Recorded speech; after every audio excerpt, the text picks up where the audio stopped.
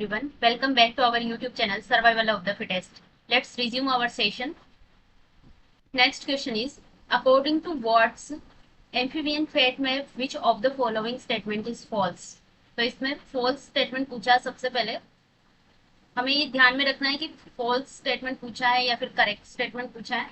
इसके अलावा वॉट ने कौन सा यहाँ पर जो एक्सपेरिमेंट किया था फेट मैप के लिए। फेट मैप मतलब कि जो कोई भी जर्मिनल लेयर है या फिर कोई भी सेल्स है वो आगे जाके कौन सा ऑर्गन फॉर्म करने वाली है, कौन सा टिश्यू फॉर्म करने वाली है, उसको बोला जाता है फैट मैप। पहले से ही पता चल जाता है कि वो पहले उसमें कुछ डाइस डाल देते हैं या फिर कुछ स्टेनिंग कर देते हैं जिससे वो बाद में जाके क्या फॉर्म हो रहा है उसका पता चल पाए। तो वॉट ने इसमें जो मेथड यूज किया था वो किया था वाइटल स्टेनिंग मेथड।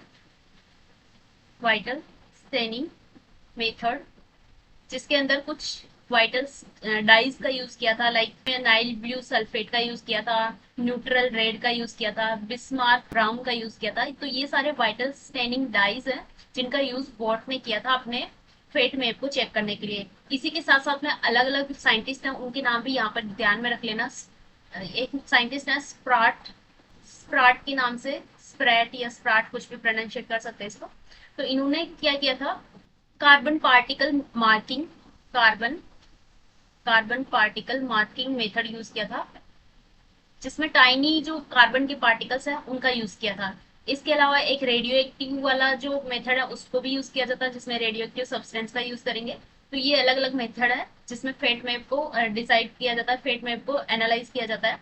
अब वॉट ने जो एक्सपेरिमेंट किया था उसमें अलग अलग इन्होंने मेनली 3 रीजन्स में डिवाइड किया था। जो एम्ब्रियो है उसको 3 यूजफुल रीजन्स में डिवाइड किया था। पहला था एनिमल रीजन, जो एनिमल कैप या एनिमल पोल वाला रीजन। एक मार्जिनल रीजन जो कि इक्वेटोरियल बेल्ट, जो ब्लास्टुला के अराउंड में इक्वेटोरियल बेल्ट होता है उसको। और एक होता है वेजिटल रीजन जो कि प्रोस्पेक्टिव एंडोडम बनाएगा आगे जाके। तो वो वेजिटल रीजन वाला पार्ट उसको यहाँ पर इन्होंने डिवाइड किया था। उसके बाद एनिमल रीजन की बात करें तो ये जनरली एक्टोडम के अंदर कन्वर्ट होता है। हमें पता है जैसे कि एनिमल वाला एनिमल पोल जो है वो एक्टोडम बनाता है आगे जाके। तो इसमें एपिडर्मिस, जो एक्टोडर्म आगे जाके एपिडर्मिस फॉर्म करेगा और न्यूरल ट्यूब बनाएगा। तो ये चीजें हमें पता है। इसके अलावा एक चीज हमें ध्यान में रखनी है कि जो न्यूरल प्लेट है वो फॉर्म होती है through the dorsal organiser signals. तो डोर्सल ऑर्गेनाइजर रीजन जो होता है उसके सिग्नल से क्या बनता है, न्यूरल प्लेट फॉर्म होती है बाय द एक्टोडर्म और इंडक्शन के थ्रू। तो डोर्सल ऑर्गेनाइजर जो है वो सिग्नल देगा, वो इंड्यूस करेगा, वो इंडक्शन देगा, उसके बाद में एक्टोडर्म फॉर्म होगी और एक्टोडर्म से न्यूरल प्लेट का फॉर्मेशन होगा। उसके बाद एनिमल जो कैप है वो नॉर्मली एपिडर्मिस बनाती है। जो नॉर्मल एनिमल रीजन है वो तो एपिडर्मिस बनाता है, लेकिन अगर डोर्सल रीजन वाला डोर्सल ऑर्गेनाइजर अगर उसको सिग्नल देगा एनिमल पोल को तो वो फिर न्यूरल ट्यूब भी फॉर्म कर सकता है। इसी के साथ मार्जिनल जोन, मार्जिनल जोन की बात करें तो वो मेसोडर्म वाला पार्ट है। तो मेसोडर्म इसमें दो अलग अलग टाइप की हो सकते हैं। एक होती है एक्सियल मेसोडर्म जो प्रोस्पेक्टिव नोटोकॉट बनाएगी, बाद में जाके नोटोकॉट का फॉर्मेशन करने वाली है। और एक होती है पेरा एक्सियल मेसोडर्म। पेरा एक्सियल मेसोडर्म है वो फॉर्म करते हैं सोमाइट्स, और सोमाइट्स बनाते हैं स्केलेटल मसल्स और वर्टिब्री या फिर डर्मिस, क्योंकि हमें पता है डर्मिस वाला पार्ट मेसोडर्म से बनता है। तो ये सारी चीजें बनाती है पेरा एक्सियल मेसोडर्म। इसके बाद आती है इंटरमीडिएट मेसोडर्म जो फॉर्म करते हैं किडनी एंड गोनेट्स। और फिर आते हैं लेटरल प्लेट मेसोडर्म जो बनाती है हार्ट या ब्लड वेसल्स और लिम्ब बर्ड, लाइक लिम्स भी, लिम्ब की जो ब्लड की जो मेसेंकाइम है वो भी मेसोडर्म से बनती है। बॉडी की वॉल हो गई या फिर सिलोमिक लाइनिंग हो गई, तो ये सारी चीजें लेटरल प्लेट मेसोडर्म से बनती है। तो मेसोडर्म के भी अलग अलग टाइप है, एक्सियल मेसोडर्म, पेरा एक्सियल मेसोडर्म, इंटरमीडिएट मेसोडर्म और लेटरल प्लेट मेसोडर्म, और इनसे अलग अलग ऑर्गन्स फॉर्म होते हैं। उसके बाद आता है वेजिटल रीजन। वेजिटल रीजन में से मेनली एंडोडर्म बनती है, और एंडोडर्म के डेरिवेटिव्स बाद में हम एंडोडर्म के डेरिवेटिव्स कौन सी होगी, गट की जो लाइनिंग है, रेस्पिरेटरी ट्रैक्ट की जो लाइनिंग है, या फिर लीवर है, या फिर कोई भी ग्लैंड है, ग्लैंड्स लाइक लीवर है, पेंक्रियाज है। तो ये सारी चीजें एंडोडर्म या वेजिटल रीजन से बनती है। अब हम ऑप्शंस देखें यहाँ पर, तो the animal region of each embryo give rise to epidermis and neural plate. क्या यहाँ पर ये करेक्ट है? एपिडर्मिस बनाता है, न्यूरल प्लेट बनाता है, तो ये तो करेक्ट हो गया। The marginal zone give rise to mesoderm which is composed of prospective notocode and prospective non notocodal mesoderm। तो ये अभी हमने देखा था मार्जिनल जोन mesoderm बनाता है और उससे नोटोकोड और नॉन नोटोकोडल mesoderm बनती है, तो ये भी करेक्ट हो गया। Non notochordal mesoderm develop limbs and heart and muscles, ये भी करेक्ट है बिल्कुल। फोर्थ ऑप्शन है prospective endoderm give rise to kidney and gonads. Kidney and gonads तो कहाँ से डेवलप हो रहे थे, मीजोडर्मल टिश्यूज से डेवलप हो रहे थे, मीजोडर्मल लेयर से डेवलप हो रहे थे। और ये मेनली जो मार्जिनल जोन है मीजोडर्म वाला, मीजोडर्म का जो इंटरमीडिएट मीजोडर्म है वो बनाती है किडनी एंड गोनेट्स। तो ये ऑप्शन यहाँ पर रॉन्ग हो गया। तो इस टाइप के क्वेश्चन हम ऑलरेडी 3-4 क्वेश्चन ऑलरेडी डिस्कस कर चुके हैं, तो आपको यहाँ पर पता लग गया होगा कि ये जो 3 जर्मिनल लेयर है और उसके आगे ऑर्गेनाइजेशन कौन से ऑर्गन्स फॉर्म हो रहे हैं इन जर्मिनल लेयर से, ये क्वेश्चन या ये टॉपिक कितना इंपॉर्टेंट है। इससे काफी सारे क्वेश्चन एक ही पेपर के अंदर पूछे गए हैं, तो आप देख सकते हैं। और ये बिल्कुल इजी भी है, एक बार अगर हमें पता चल जाए कि कौन सी जो जर्मिनल लेयर है वो कौन सा टिश्यू या ऑर्गन बनाती है, तो ये बिल्कुल इजी हो जाएगा। एक चार्ट फॉर्म में हम इसको बिल्कुल इजीली लिख के और अपने सामने पेस्ट कर सकते हैं, तो अपनी वॉल पे। तो इसको रोज अगर पढ़ेंगे, इसको 1-2 बार भी याद करेंगे तो ये इजीली याद हो सकता है। तो यहाँ पर ऑप्शन हो जाएगा हमारा, यहाँ पर आंसर हो जाएगा हमारा option number 4। Next question is epistasis work at. तो एपिस्टेटिस कहाँ पर वर्क करता है, किस लेवल पर वर्क करता है। तो इसमें इंट्राजेनिक दे रखा है, इंटरजेनिक दे रखा है, intragenic intergenic both and randomly. तो एपिस्टेटिस, पहले तो ये समझना है कि एपिस्टेटिस होता क्या है। Epistasis means one gene mask the effect of another gene। तो एक जीन दूसरे जीन के इफेक्ट को मास्क कर रहा है या फिर उसके इफेक्ट को रोक रहा है, तो उसको बोला जाता है एपिस्टेटिस। जो जीन यहाँ पर इफेक्ट को मास्क कर रहा है उसको बोलते हैं एपिस्टेटिक जीन, और जिस जीन का इफेक्ट यहाँ पर मास्क हो रहा है उस जीन को बोलते हैं हाइपोस्टेटिक जीन। तो ये बेसिक हमें पता होना चाहिए। उसके बाद अब इसमें बोला है कि ये इंट्राजेनिक लेवल पे है या इंटरजेनिक लेवल पे है। तो बेसिकली अब पहले ये समझते हैं कि what is intragenic and what is intergenic. Intergenic मतलब कि between two genes, between two different genes, okay. और intragenic means between the same gene, between same gene मतलब कि बिटवीन द टू एलील्स। तो यहाँ पर डिफरेंट एलील्स के बीच में हो रहा है और यहाँ पर डिफरेंट जीन्स के बीच में हो रहा है, कोई भी इंटरेक्शन है वो। तो यहाँ पर आंसर हो जाएगा हमारा एपिस्टेटिस वर्क करता है इंटरजेनिक लेवल पे, मतलब कि दोनों दो जीन्स के बीच में, बिटवीन टू जीन्स के लेवल पर ये वर्क करता है। एक जीन दूसरे जीन के जो इफेक्ट है उसको मास्क कर देता है। इसके एग्जाम्पल देखें तो लेब्राडोर डॉग जो होते हैं उनके जो अंदर पिगमेंटेशन होता है उसको मास्क कर देता है। पिगमेंटेड जो जीन होता है वो कौन से टाइप का पिगमेंट होगा उस वाले जीन को यहाँ पर मास्क कर देता है। तो यहाँ पर आंसर हो जाएगा हमारा option number 2। Next question is trisomics are those organisms which have an extra chromosome when this extra chromosome is an isochrome both arms are genetically similar it is called as. तो trisomic क्या होता है, सबसे पहले ये चीज देखते हैं हम। ट्राइजोमिक मीन्स 2n+1, मतलब कि एक एक्स्ट्रा क्रोमोसोम यहाँ पर आ चुका है।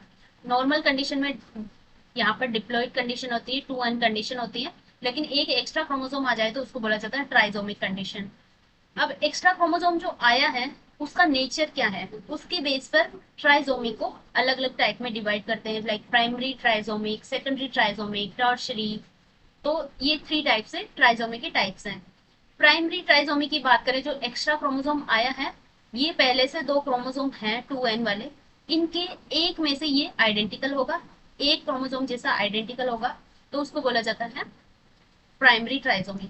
सेकेंडरी ट्राइजोमी ऐसी होती है जिसके अंदर दोनों both arm are genetically similar और ये आइसोक्रोम वाली कंडीशन यहाँ पर होती है। तो यहाँ पर आंसर तो हो जाएगा हमारा सेकेंडरी ट्राइजोमी, जिसमें एकदम मिरर इमेज फॉर्म होता है, मतलब कि जो एक्स्ट्रा क्रोमोसोम आया है वो आइसोक्रोम होगा जिसमें both arms are genetically identical, mirror image form करेगी। और these are arises when chromosome split abnormally. Chromosome अगर एबनॉर्मली स्प्लिट हो जाए सेंट्रोमियर से बाई चांस, तो उसकी वजह से ये आइडेंटिकल आर्म्स फॉर्म हो जाती है और उसी को बोला जाता है सेकेंडरी ट्राइजोमी। और टर्सरी ट्राइसोमी की बात करें तो इसमें extra chromosome are formed by the fusion of segment from two non homologous chromosomes. तो नॉन होमोलोगस क्रोमोसोम्स के फ्यूजन से अगर कोई टू नॉन होमोलोगस क्रोमोसोम के फ्यूजन से अगर कोई इस टाइप की ट्राइसोमी हो रही है तो उसको बोला जाता है टर्सरी ट्राइसोमी। तो ये तो यहाँ पर आंसर नहीं होगा। Both arms are genetically similar, उसको सेकेंडरी ट्राइसोमी बोलते हैं। टेट्रासोमिक कंडीशन तो क्या होगी, जिसमें 2n+2 वाली कंडीशन आ जाएगी, 2 एक्स्ट्रा क्रोमोसोम्स आ जाते हैं, उसको बोलते हैं टेट्रासोमिक। तो ये तो ट्राइसोमी है ही नहीं, तो ये तो हो ही नहीं सकता। तो ऑप्शन आंसर हो जाएगा हमारा option number second. Next question is, which of the following barrier is reduced in endotheliocorial placenta in between blood stream of fetus and mother? तो प्लेसेंटा को अलग अलग टाइप्स में डिवाइड करते हैं on the basis of barriers between fetal and maternal epithelium और blood stream. तो इसमें प्लेसेंटा अलग अलग टाइप से हो सकते हैं, अलग अलग बेसिस पे प्लेसेंटा को डिवाइड करते हैं, लेकिन इस क्वेश्चन में बेसिकली इसमें पूछा है। तो इस क्वेश्चन में इसमें मेटरनल टिश्यू की लेयर है और फीटल टिश्यू की लेयर है, उसके बेस पे डिवाइड करते हैं कि उसमें कितना रिडक्शन हुआ है, मेटरनल टिश्यूज कितने रिड्यूस हो चुके हैं, फीटल ब्लड के साथ में वो कितना अटैच्ड है, उसके बेस पे प्लेसेंटा को डिवाइड करते हैं। तो इसमें सबसे पहले ये देखते हैं कि जो जनरली जो बैरियर्स होते हैं फीटल और मेटरनल टिश्यूज के बीच में, वो 6 लेयर्स के बैरियर्स होते हैं।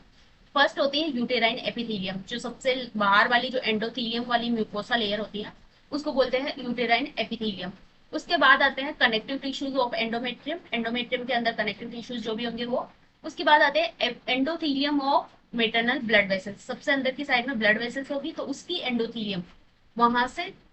तो ये 3 बैरियर्स मेटरनल साइड से रहते हैं और 3 बैरियर्स फीटल साइड से रहते हैं। फीटल साइड के बैरियर की बात करें तो कोरियोनिक एपिथेलियम, जो कि ट्रोफोब्लास्ट वाली लेयर, हमें पता है ब्लास्टोसिस्ट की लेयर को याद करो, ब्लास्टोसिस्ट जो स्ट्रक्चर है उसको याद करेंगे तो ट्रोफोब्लास्ट सबसे बाहर की साइड में रहती है। तो ट्रोफोब्लास्ट जो है वो कोरियोनिक एपिथेलियम भी बोलते हैं उसको, वो सबसे आउटर लेयर। फिर उसके बाद कनेक्टिव टिश्यूज और कोरियोनिक विलाई के कनेक्टिव टिश्यूज। उसके बाद endothelium of fetal blood vessels, तो फीटल ब्लड वेसल्स के एंडोथेलियम। तो ये 6 लेयर्स होती हैं, 3 फीटल साइड से होते हैं, 3 मेटरनल साइड से होते हैं। और इसके बेस पर हम डिवाइड करते हैं प्लेसेंटा को अलग अलग टाइप्स में। फर्स्ट होता है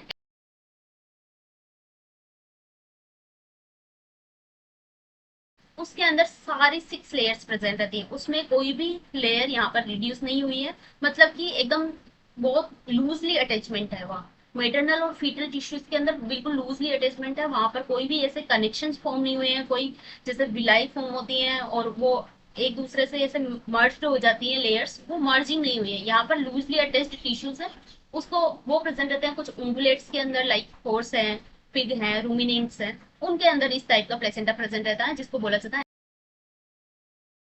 एक होता है सिनडेस्मोकोरियल प्लेसेंटा।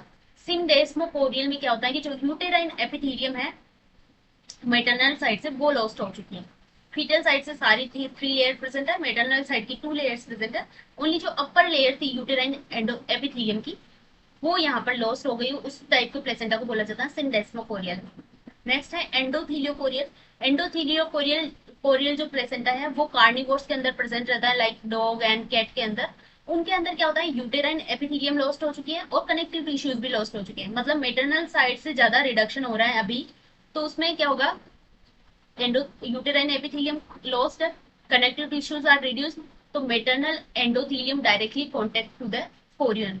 ओके, तो जो एंडोथेलियल ब्लड वेसल्स की मेटरनल ब्लड वेसल्स की जो एंडोथेलियल है वो डायरेक्ट कोरियन के साथ में अटैच्ड रहेगी, तो उसको बोला जाता है एंडोथेलियोकोरियल। हीमोकोरियल नेक्स्ट आता है हीमोकोरियल, जो कि प्राइमेट्स के अंदर, ह्यूमन बींग्स के अंदर और रोडेंट्स के अंदर प्रेजेंट रहता है। इसके अंदर all three maternal layers are lost, chorion are bath in the maternal blood. इसी वजह से मेटरनल ब्लड क्या करता है, उसको उसको न्यूट्रिशन प्रोवाइड करवाएगा और काफी क्लोज्ड कनेक्शन होगा उसमें, और विलाई फॉर्म हो जाएगी और क्लोज्ड कनेक्शन होगा, जिसकी वजह से जब बर्थ होता है उस टाइम ब्लीडिंग भी इसी वजह से होती है। हीमोकोरियल प्लेसेंटा के अंदर ही ब्लीडिंग होगी, अदरवाइज दूसरे प्लेसेंटा जैसे जो रूमिनेंट्स है, जो गाय भैंस वगैरह है, शिप है, इनके अंदर ब्लीडिंग इसलिए नहीं होती क्योंकि इनके अंदर एंडो एपिथेलियोकोरियल प्लेसेंटा प्रेजेंट रहता है। तो यही मेन रीजन है। तो अब यहाँ पर क्वेश्चन देखें तो क्वेश्चन के अंदर दिया हुआ है कि एंडोथीलियोकोरियल प्लेसेंटा के अंदर क्या होगा। तो एंडोथीलियोकोरियल प्लेसेंटा क्या होता है, जिसके अंदर एंडोथीलियम जो है वो डायरेक्टली कॉन्टेक्ट रहती है कोरियन के साथ में। इसमें 2 लेयर्स यहाँ पर लॉस्ट हो चुकी हैं। ओके, तो यूटेराइन एपिथेलियम और कनेक्टिव टिश्यूज यहाँ पर लॉस्ट हो चुके हैं। तो इसमें क्या पूछा है कि फॉलोइंग बैरियर इज रिड्यूस्ड, कौन से बैरियर्स यहाँ पर रिड्यूस्ड हो चुके हैं। एंडोथेलियल फीटल ब्लड वेसल्स तो नहीं होगी, तो इसमें यूटेराइन म्यूकोसा या फिर जो यूटेराइन एपिथेलियम लेयर है मेटरनल साइड से ये लॉस्ट हो चुकी है। प्लस इसमें कनेक्टिव टिश्यूज लेयर भी, connective tissue of maternal side ये भी लॉस्ट हो चुके हैं। तो यहाँ पर आंसर हो जाएगा हमारा option number first. Next question is which of the following trait in human is recessive autosomal trait. तो रेसेसिव ऑटोसोमल ट्रेट्स के काफी सारे एग्जांपल्स जो हम CSI नेट के अंदर पढ़ते हैं, उनमें से ये बिल्कुल डिफरेंट टाइप के यहाँ पर एग्जांपल्स दे रखे हैं। हो सकता है आप लोग पहली बार ये सुन रहे हो इस टाइप के एग्जांपल्स कि hitchhiker's thumb, widow's peak फिर भी हम पढ़ते हैं, PTC टेस्टिंग और अटैच्ड ईयर लॉब और विडोज पीक के बारे में हम पढ़ते हैं। लेकिन hitchhiker thumb and PTC testing के बारे में हम बिल्कुल कम ही हमारे इसमें नॉलेज में है, कम पढ़ने में आता है। हो सकता है आपने पढ़ा हो। तो रेसेसिव ऑटोसोमल ट्रेट की बात करें तो इसमें क्या होगा कि जो जीन्स ऑटोसोम पर प्रेजेंट रहते हैं और उसको वो रेसेसिव है, मतलब कि उसमें वो डोमिनेंसी शो नहीं कर रहे हैं, उसमें एक जीन में म्यूटेशन हो जाए तो भी वहाँ फर्क नहीं पड़ता, मतलब रेसेसिव है वो। तो अब यहाँ पर देखा जाए तो हिट चिकर थंब का मतलब क्या होता है, distal hyper extensibility of the thumb. इसको distal hyper extensibility of thumb भी बोला जाता है, मतलब कि एक जो थंब हमारा जो थंब है उसको हम इस तरह से टर्न कर सकते हैं, एक्सियली इसको क्या कर सकते हैं, इस तरह से मोड़ सकते हैं। लेकिन डिस्टल साइड में इस तरह से पीछे की साइड में अगर मोड़ पाते हैं, इस तरह से मुड़ा हुआ जो थंब रहता है किसी का, उसको बोला जाता है यहाँ पर जो स्ट्रेट थंब है उसको वो डोमिनेंट वाला है, और जिसका मुड़ा हुआ रहता है वो रेसेसिव वाला है। तो ये रेसेसिव इसको माना जाता था, लेकिन ये पॉलीजेनिक ट्रेट है, मतलब कि इसमें पॉलीजेनिक, क्योंकि इसमें काफी सारे जीन्स इन्वॉल्व होते हैं, सिर्फ ऑटोसोमल ट्रेट नहीं है ये पॉलीजेनिक ट्रेट है, इसमें multiple genes are involve for the hitchhiker thumb. तो ये रॉन्ग हो जाएगा। विडोज पीक क्या होता है, जो जैसे हेयर लाइन होती है पीछे की साइड में जो हेयर्स प्रेजेंट रहते हैं, उसमें इस टाइप के वी शेप कर होता है, किसी के तो बिल्कुल राउंड होते हैं, किसी के इस टाइप में वी शेप होता है। तो ये एक डोमिनेंट ट्रेट है, जिसमें राउंड शेप में है तो वो रेसेसिव है, और वी शेप में है तो ये डोमिनेंट ऑटोसोमल डोमिनेंट पीक है। तो ये भी रॉन्ग हो जाएगा। PTC टेस्टिंग क्या होती है कि जो है कोई भी ऑर्गेनिज्म है उनके अंदर ability to taste the PTC, मतलब फिनाइल थायोकार्बेमाइड। फिनाइल थायोकार्बेमाइड को अगर कोई टेस्ट कर सकता है, उसका कोई उसको टेस्ट आ रहा है, तो वो ऑटोसोमल डोमिनेंट है, और नॉन टेस्टर्स आर रेसेसिव। तो नॉन टेस्टर्स को इसमें रेसेसिव रखा है और टेस्टर्स को इसमें डोमिनेंट रखा, तो ये दोनों ही डोमिनेंट है। अब हमारा आंसर जो बचा है वो हो जाएगा अटैच्ड ईयर लॉब्स। जिनके ईयर लॉब्स जो है वो अटैच्ड फॉर्म में रहते हैं यहाँ पर स्किन के साथ में, तो वो होते हैं ऑटोसोमल रेसेसिव, और जो ये सिर्फ फ्रीली रहते हैं वो होते हैं डोमिनेंट टाइप के। तो यहाँ पर आंसर हो जाएगा हमारा ऑप्शन नंबर 4। तो ये क्वेश्चन थे जेनेटिक्स से रिलेटेड, कुछ प्लेसेंटा वाला क्वेश्चन भी था, तो जो कि एक मेमिलियन डेवलपमेंट से मान सकते हैं। तो ये सारे कुछ क्वेश्चंस थे। आई होप ये सारी जो भी एक्स्ट्रा इन्फॉर्मेशन बताई है आपके लिए हेल्पफुल रही होगी। अगर आपको ये इन्फॉर्मेशन पसंद आई है तो वीडियो को लाइक जरूर करें और अपने फ्रेंड्स के साथ भी शेयर करें। मिलते हैं नेक्स्ट वीडियो में, till then take care, bye bye.